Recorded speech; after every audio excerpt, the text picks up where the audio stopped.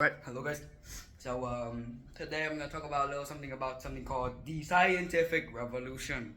So up until the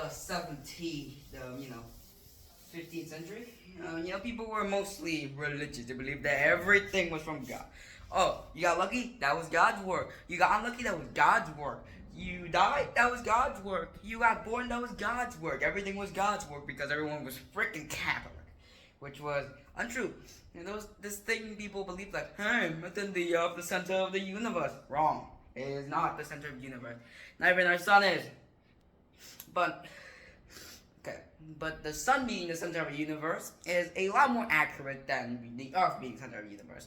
Earth isn't that big, and trust me, universes are not exactly something to mess with. Right? So of course, people believe that this is one large planet: Earth, the sun, the moon, other respectable planets. All right. So these other planets, this was what they believed. But of course, we don't know if true. This would be the sun, Earth, moon would be here, and the other planets would be just slowly behind them. Which was not exactly pinpoint accurate, but it was a lot more accurate than what people said. There was also a few people who, decided to move away from the church. Because of course, Protestant Reformation, because of course, the church was selling indulgences, making it unfair. Like, you just pay money. The church was like, okay, here's a note. Yeah, just tell God that we forgave you. Which was unfair, of course, because poor people, they can't go to church and they can't buy an indulgence, which is unfair, extremely. So, of course, people, like, for example, Isaac Newton. Okay? We all know Isaac.